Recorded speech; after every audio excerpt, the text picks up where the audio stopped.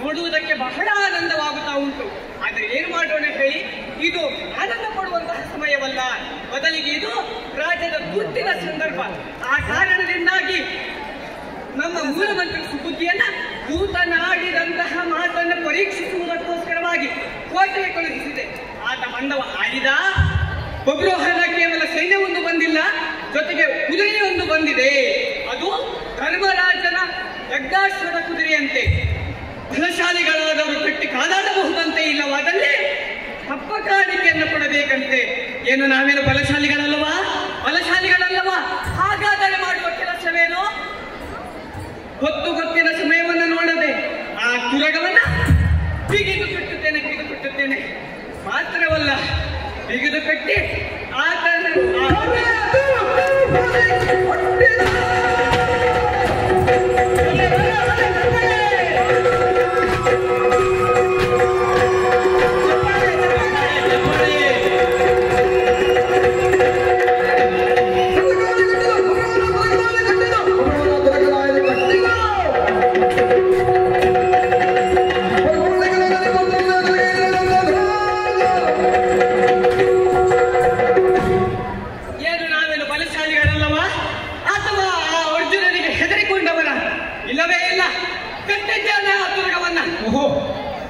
ಯುದ್ಧ ಮಾಡುವಂತ ಹುಮ್ಮಸ್ಸು ನವಿರೇಳುತ್ತಾ ಉಂಟು.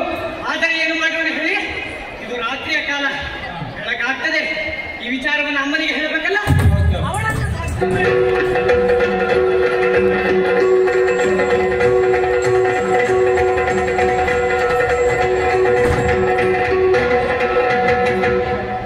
ನಡೆದಿರುವಂತಹ ಎಲ್ಲ ವಿಚಾರವನ್ನ ಅಮ್ಮನಿಗೆ ಹೇಳಿದೆ. ಆಕೆ ಹೇಳಿದಳು, ಕಂದ, ಬಂದವನು ಬೇರೆ ಯಾವುದೂ ಅಲ್ಲ, ನಿನ್ನ ತಂದೆ ಅರ್ಜುನ ದೇವ ಎಂದಳು. ಒಮ್ಮೆ ತೀರ್ಥಯಾತ್ರೆಗೆ ಬಂದಂತಹ ಆತ ನನ್ನಮ್ಮನೊಡನೆ ಕೂಡಿ ನನ್ನನ್ನು ಅನುಗ್ರಹಿಸಿ ಹೋದನಂತೆ. ಈ ವಿಚಾರವನ್ನು ಕೇಳಿದಾಕ್ಷಣ ನಾನು ತುರಗವನ್ನು ಬಿಟ್ಟೆ. ಮೊದಲಿಗೆ ಕಪ್ಪ ಕಾಣಿಕೆಯನ್ನು ತೆಗೆದುಕೊಂಡು ಹೋಗಿ ಆತನೆದುರಿಗೆ ಇಟ್ಟೆ. ಆದರೆ ಆತ ಹೇಳಿದ ಮಾತೇನು? ನನ್ನನ್ನ ಹೆಬ್ಬಾಡಿ, ಜಂಬೂಕ ಎಂಬಿತ್ಯಾದಿ ಪುಟಗಳನ್ನು ಬಳಸಿ ತೆಗಳಿದ. ಮಾತ್ರವಲ್ಲ, ನನ್ನಮ್ಮನಿಗೆ ಹೇಳಿದ ಮಾತೇನು? ಚಾರಣೆ, ವೇಶ್ಯೆ ಎಂಬಿತ್ಯಾದಿ ಪದಗಳಿಂದ ನನ್ನಮ್ಮನನ್ನು ತೆಗೆದ. ಇಂತಹ ಅರ್ಜುನನನ್ನು ಬಿಡುವುದುಂಟೆ? ಇಲ್ಲವೇ ಇಲ್ಲ. ಹಾಗಾದರೆ ಮಾಡುವುದೇನು? ಬಿಟ್ಟಿದ್ದೇನಲ್ಲ ಕುದುರೆಯನ್ನ, ತಟ್ಟುತ್ತಾನೆ ಮತ್ತೆ.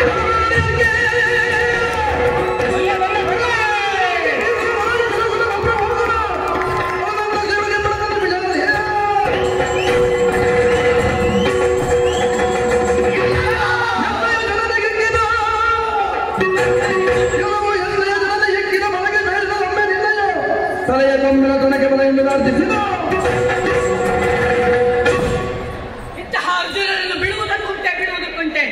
ಇಲ್ಲವೇ ಇಲ್ಲ. ಕಟ್ಟಿದ್ದಾನೆ ತುರಗವನ್ನ, ಕಪ್ಪ ಕಾಣಿಕೆಯನ್ನ ಮತ್ತೆ ರಾಜಧಾನಿಗೆ ಒಯ್ದಿದ್ದೇನೆ.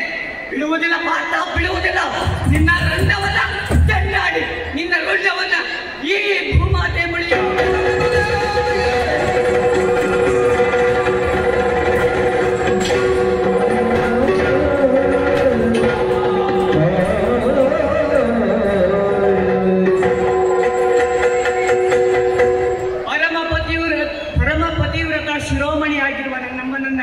ತೆಗೆದಂತಹ ಅರ್ಜುನನನ್ನ ಕಾಸು ಕರೆದಿದ್ದೇನೆ. ಮೊದಲು ಈ ವಿಚಾರವನ್ನು ಯಾರಿಗೆ ಹೇಳಬೇಕು? ನನ್ನಮ್ಮನಿಗೆ ಹೇಳಬೇಕಲ್ಲವೇ? ಆದ ಕಾರಣ ಸಮಯವನ್ನು ವ್ಯರ್ಥ ಮಾಡದೆ ನಡೆಯುತ್ತೇನೆ ಅವಳತ್ತ. ಪರಮೇಶ್ವರ